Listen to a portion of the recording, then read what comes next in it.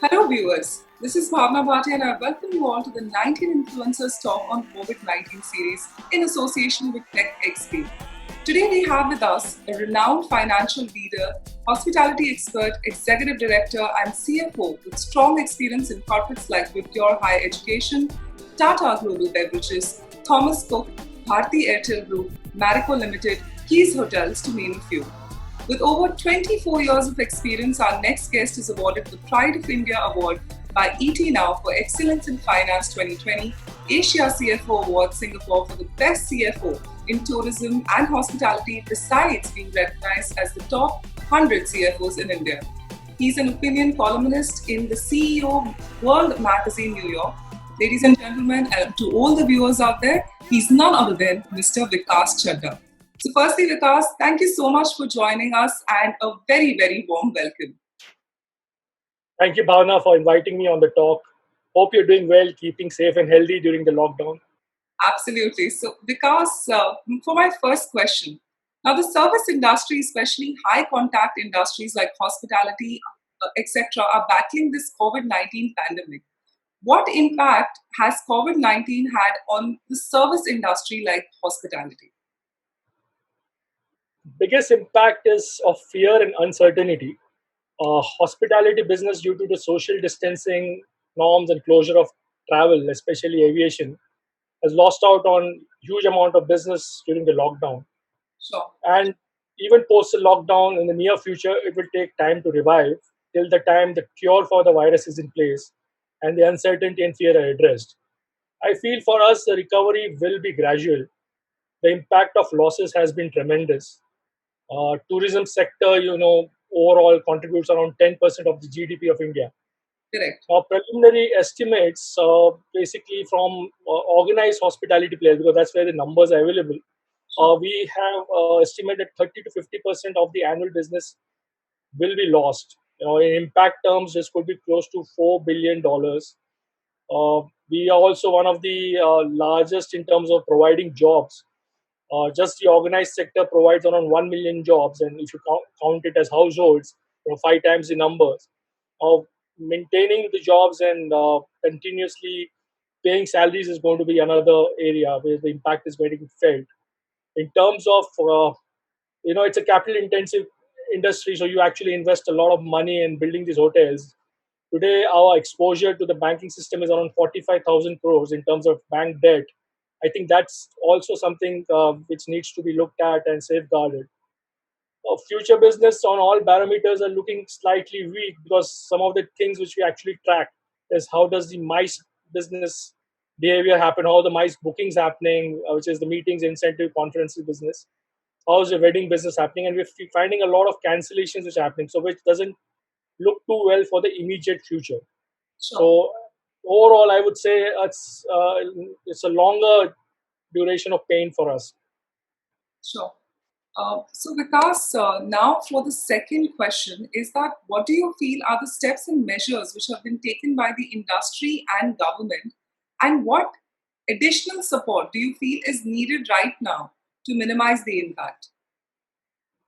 See, on the industry side, we can always work on the government guidelines on compliances. So social distancing, controls in terms of temperature checks on employees, front office, food and beverage safety checks, improved sanitization across the hotels. Those are kind of things which the hotels can actually manage. From the government side, there are a lot of opportunities which we as an industry will like to represent and get from the government. Couple of those government has come back with. For example, there has been a deferment of the EMI payment for 3 months, which is a welcome step. But obviously, it's not going to be enough for our industry, which will need at least a 6 month kind of a deferment from March 2020, and which is basically what will be represented again to them. There are a lot of costs which we incur, which are related to revenue. For example, property tax, license fees. We pay, the highest property tax. For example, a hotel in Bangalore could be paying as high as 1 crore rupees a year as property tax. Now, if 3 months the hotel is non-operational, is 30 lakh rupees is actually a expense for us without any revenue, visibility against that. Same goes with various licenses. For example, you take a bar license, a liquor license, you pay something like 20, 25 lakh rupees for that. If you don't have the restaurants operational, you're actually losing that out. So Sure. we would like, to for the government to look at maybe deferring that as well. Then there is a lease rental amount which gets paid to various landlords, which has to be re-looked at, because we need to partner them in such a way. Uh, Now, how would we manage ourselves? So all the austerity measures which needs to be taken as an industry are being taken. For example, I know of a lot of the group chains who have taken pay cuts across the board. Senior managers have taken higher pay cuts across the board, pay cuts, so that the job losses are minimized. There's no job losses which are happening. Uh, and then there's all the other cost cuts which are happening on travel, office, administrative costs. So those are being cut to the bare minimum, but those may not be sufficient because the industry has a 50% kind of a operating cost model, and absence of revenue will make it very difficult to have the working capital to survive in these kind of situations.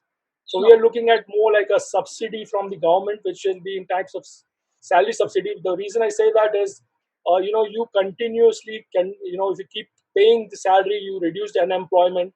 What's the point of creating unemployment and then paying an unemployment allowance, rather than that, safeguard salaries and pay it in a structured way through the organizations which are employing the people. So it could be through measures in ESIC, it could be some other direct cost debit into this salary accounts, but which will help us to retain the people and overall manage within the limited resources which the industry as such has. So I Sure. think short term, these are the few measures which we will look at. Otherwise, as an industry, we have been very resilient. If you look at hospitality, you find a lot of the hotels which I talked to, many of the international executives who got stuck down into India because of the flights and the lockdown situation, they moved into the hotels and they are actually being able to operate the offices inside the hotel rooms, in temporary office spaces. We're providing them the facilities, the Wi-Fi. We've used the full F&B service in many hotels for cloud kitchens and tiffin services. So many of the hotels actually doing good F&B related business in many of the locations. Yeah, Sure. a lot of the hotels are helping government and NGOs in the whole food distribution chain.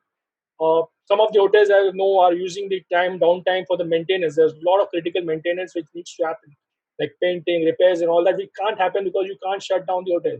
So this point of time when the hotels actually shut down, a lot of maintenance work can be done. Okay, obviously there is a downside to it that people are also trying to conserve capital, so maybe they may not go overboard. But with the existing staff and existing people, whatever maintenance can be done can be done.